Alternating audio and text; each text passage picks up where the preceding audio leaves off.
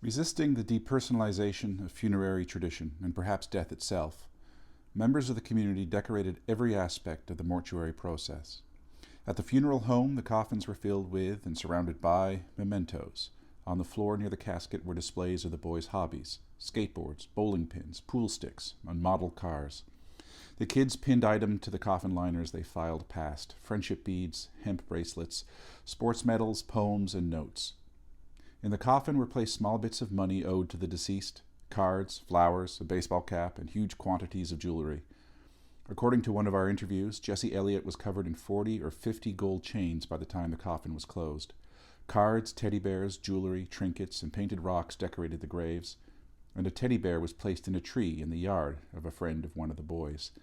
The resistances, small and large, personalized methods of grieving, allowing individuals to reclaim individual involvements with the deceased boys.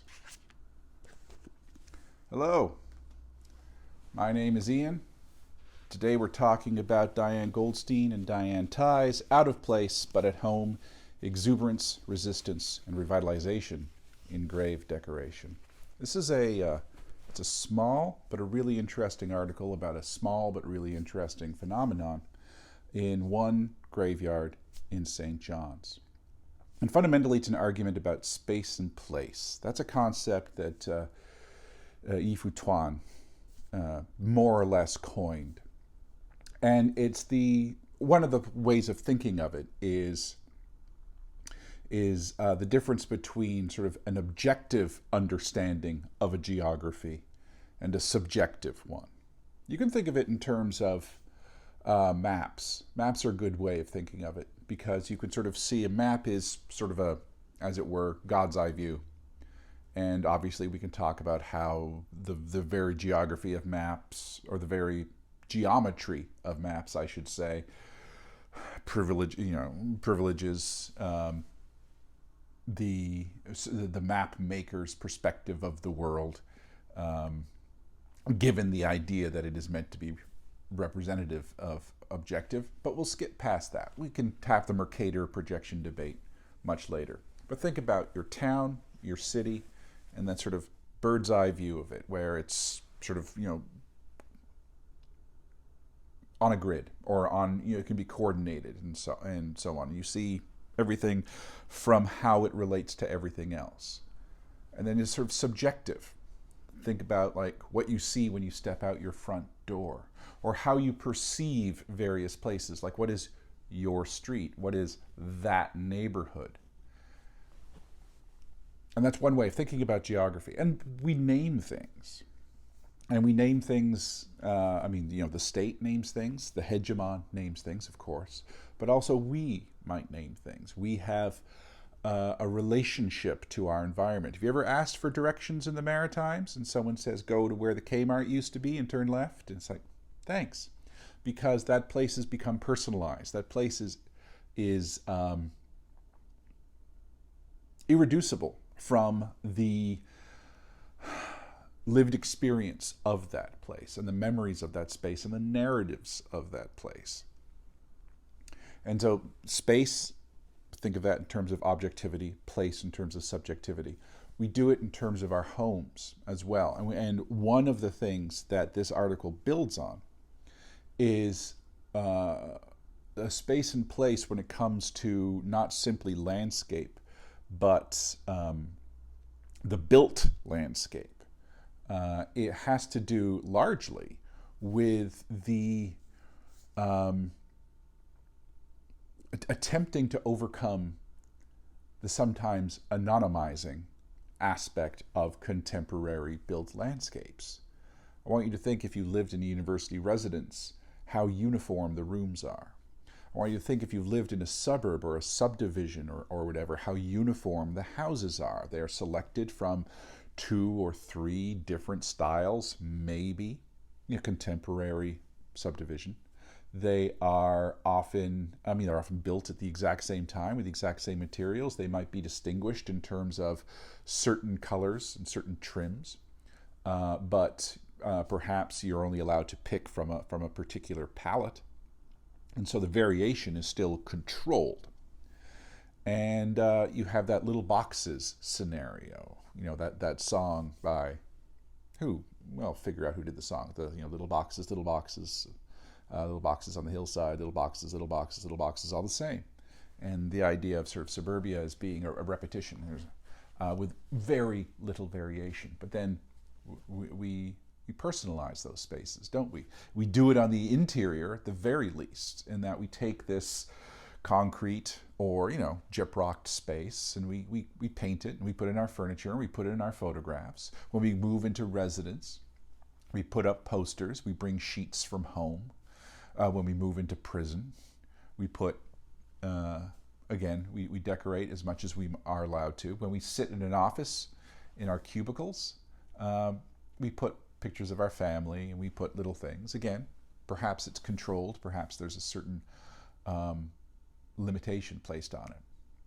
And the contemporary graveyard is very much the same, because the contemporary graveyard is often, first and foremost, not some kind of ramshackle, sacred, considered, respected place, but much more subject to the regulations of the contemporary state than, say, like a pre-20th century graveyard. If you go into the graveyards in, say, downtown Halifax or around here in Sydney, or any sort of older place, there's that. I mean, what sort of makes it a haunted kind of space, what makes it eerie, is in some ways both the similarity and the difference, and the variation, even in a place that has, again, because gravestones are very much a folk process where there's a set of expectations of what goes into a gravestone. So grave marker decoration is a really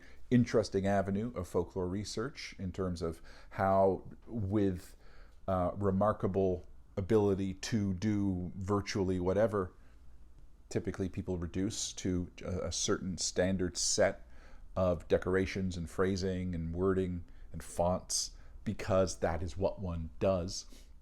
And that, remember that folklore is basically this is what we do, with no necessarily containing set of regulations, save for the fact of what is considered proper, what is considered appropriate. It's self-regulated, but that regulation is very, very present. Contemporary graveyard is much more uniform. And this particular graveyard at Holy Sepulchre in Mount Pearl, which is basically just that's a large suburb of St. John's, and a newer town, and a newer section, so not the old part of St. John's, but much more apart from perhaps some aspects of landscape in the background, similar to the kind of bedroom communities that you would find anywhere in North America, sort of a post-war community. And Holy Sepulchre, there were rules and regulations, and this was designed to be, this particular area of the graveyard was designed to have uniformity. And again, that sort of hegemony of grief. Flat markers, so not headstones, and the flat marker both provides a certain amount of aesthetics, with also the ability to use like riding mowers and so on to maintain. There's a benefit there, and unique to graveyards, perhaps unique to graveyards in all of St. John's, and the greater St. John's area, is the amount of grave decoration that takes place here. And so again, they're framing this. Diane and Diane are framing this as a space and place argument, that within this context, or one of the things they're doing, they have other things beyond space and place, but it's a good place to begin, forgive the pun, pushing past the uniformity of grief, the solemnity of grief. They take this rather sterile place, they being the bereaved, they being the family of the deceased.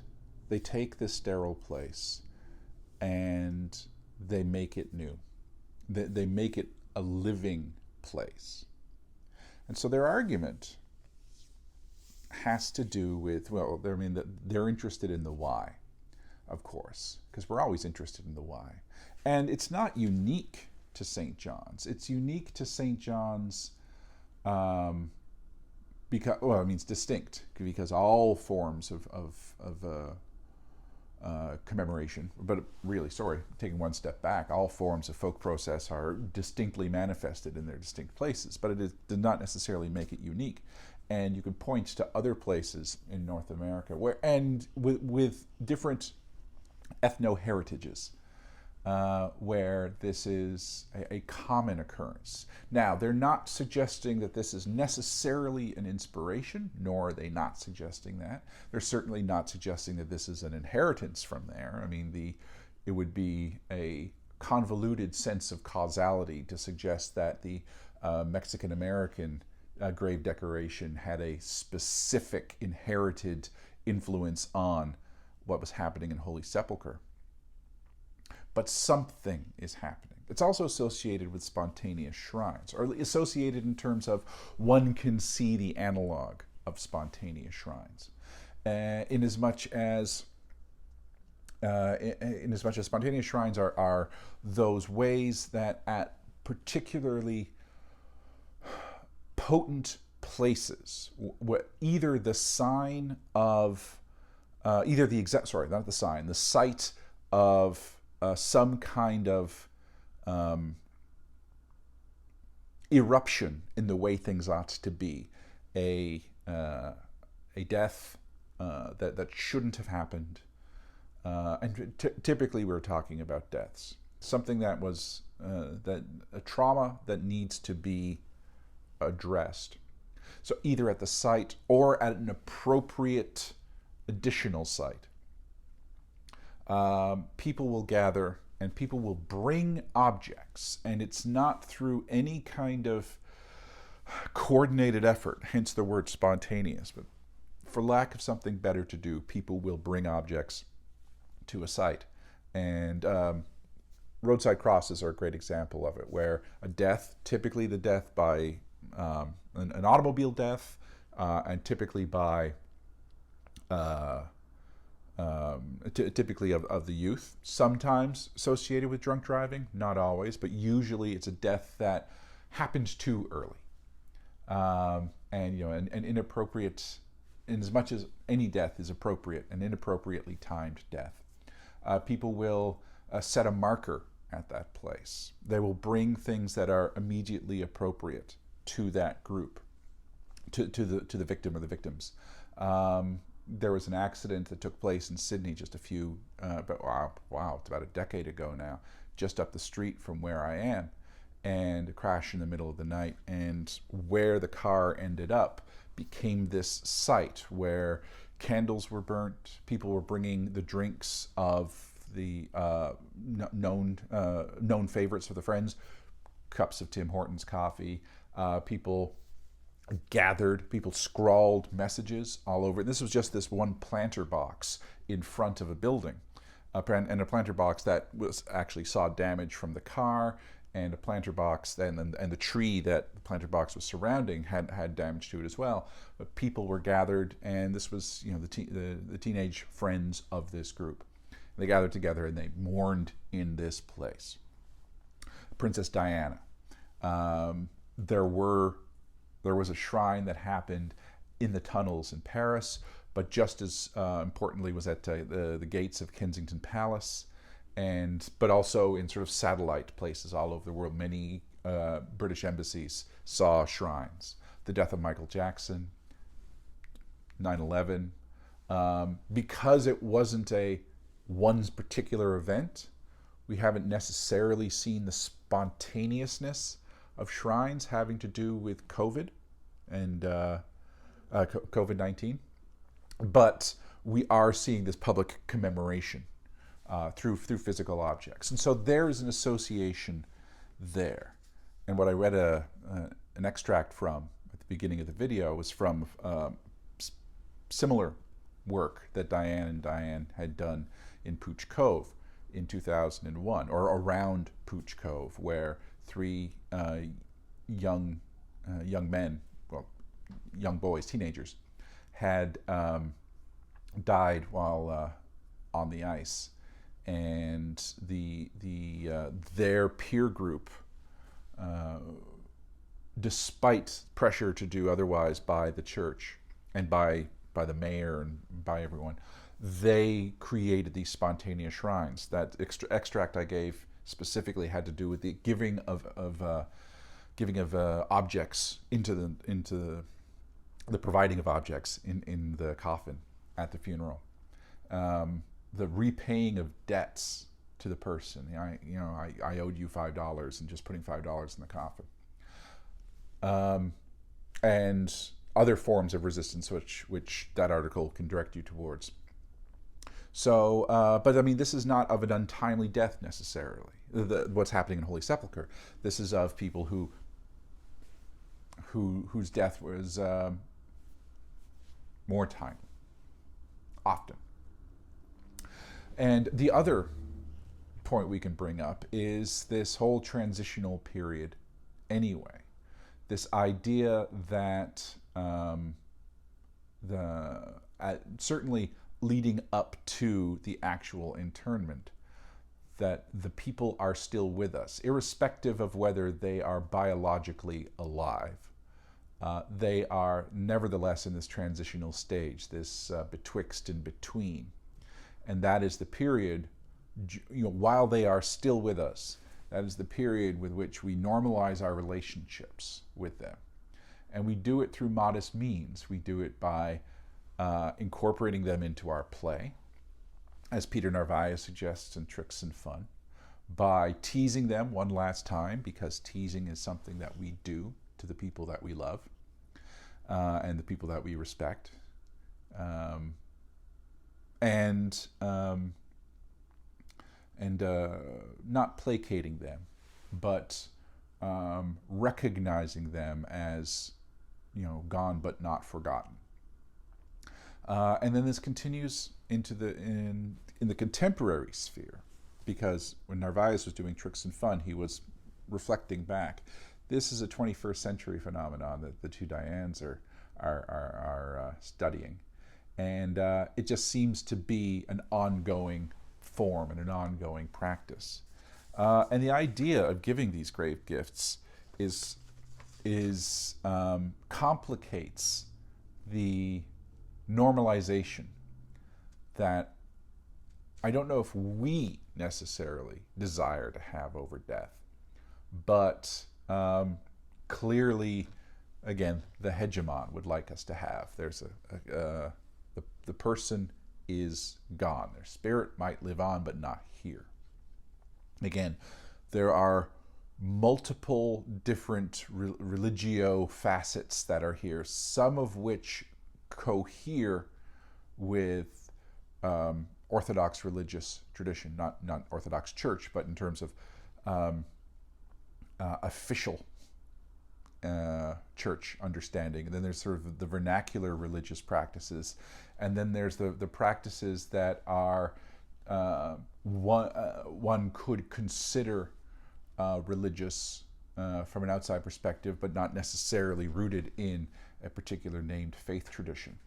And so you have this sacred space that is made secular through normal everyday objects. There's that wonderful moment where someone has received, a child who died too young, received a Blue's Clues toy from a Wendy's Happy Meal, or the Wendy's Kids Meal. And Blue's Clues was a show that wasn't on the air when this child passed, but it's like, this is the thing that she would have liked. And so, but something, I mean, these aren't venerated objects. These aren't even flowers. These aren't even the objects that we typically will bring. They can be plastic, but they are meaningful. They are the stuff of everyday life. And the best example, and this is one that I remember Diane Goldstein talking about a lot in classes, because both Dianes were professors of mine. And the idea of the woman who brought a small Tim Hortons double-double to her husband's grave once a week, or every time she visited, she left a coffee on the grave.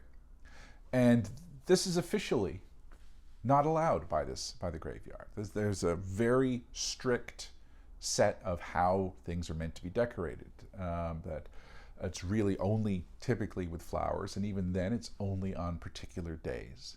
But not only are those rules flouted, but at least the groundskeepers respect the tradition enough, or respect the wishes of the people enough, that they are very careful. When they come around, when they do have to do the mowing, they will remove the objects, do whatever kind of service they need to do, and then replace. They might take objects away, like flowers and so, if they have rotted, but otherwise they are left there. And by doing so, they are collaborators. They are, at the very least, they are signing off on, and perhaps they are keeping that going, keeping this collection of objects not simply there for the sake of the bereaved, but there for the sake of the deceased. So it's not simply about sparing the bereaved's feelings by having objects go missing.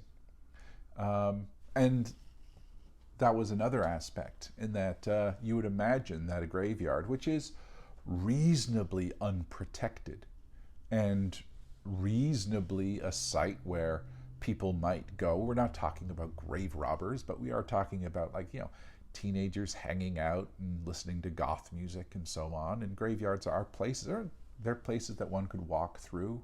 They're places you can walk your dog if you're respectful. They are contemplative and pastoral places by their very nature, by their very raison d'etre. They are spaces of stillness within, or at least adjacent to, spaces that are profoundly profane. But the objects don't appear to be taken. Money that's left there tends to be left there by people who have no stake in this person's grief or absence thereof, this person's efforts to propitiate, this person's effort to continue relations with the dead. It's a stack of loonies. I could take that, and they don't. And there's just something that is sort of quite profound about that. And the idea that mourning doesn't necessarily end.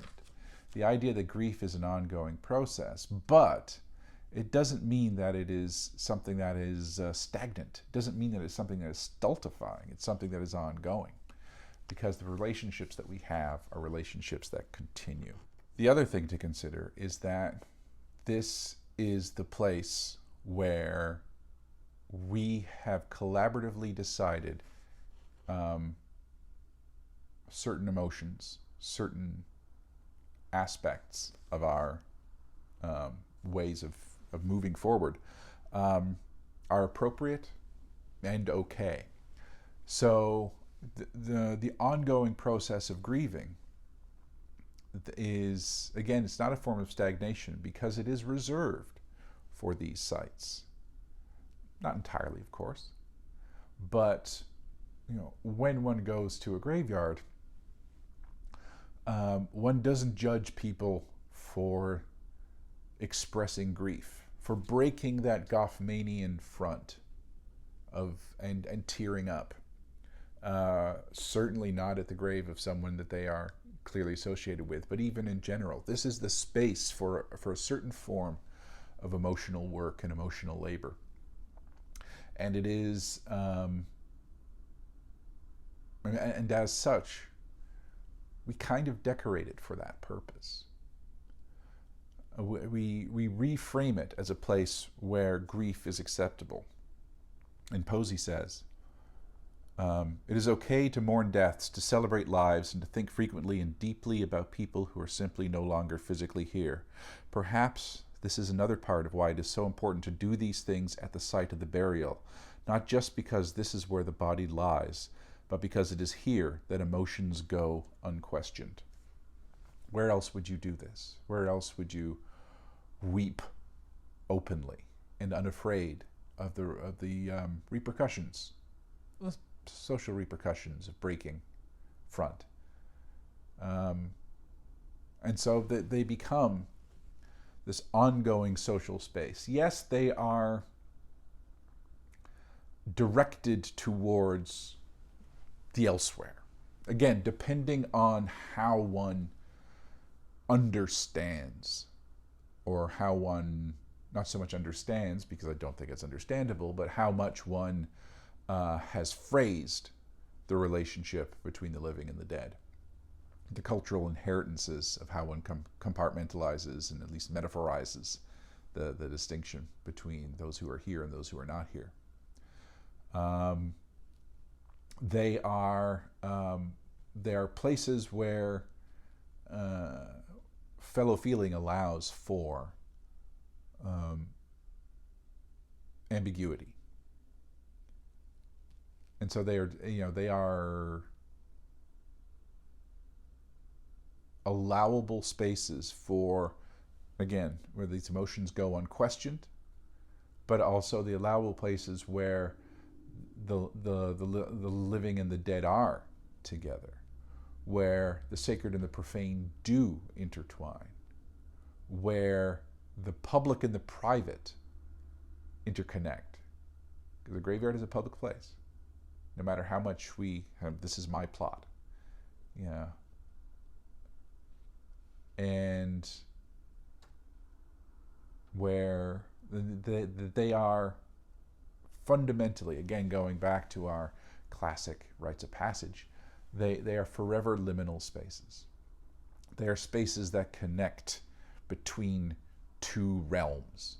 And whether one wants to define that other realm as transcendent or supernatural, or whether just one wants to define that realm as absence from this one,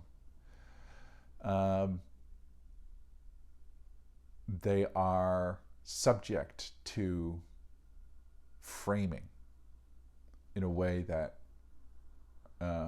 tries to normalize that uncertainty, tries to give some kind of personal metaphoricity to the ambiguity of life and death. Yeah.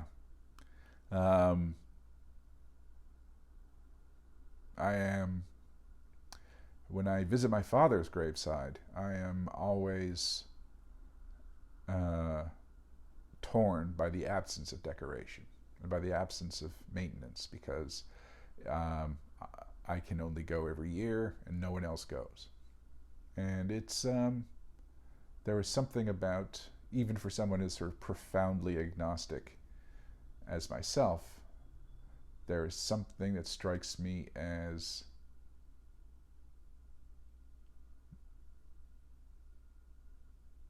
inappropriate. And this is a grave marker, again, on the ground. No, not a headstone. And 4 generations are buried there. And yeah, it's very quiet. So next time, I think I'm going to bring something. And I don't know what. Anyway, all right, enough navel gazing. It's a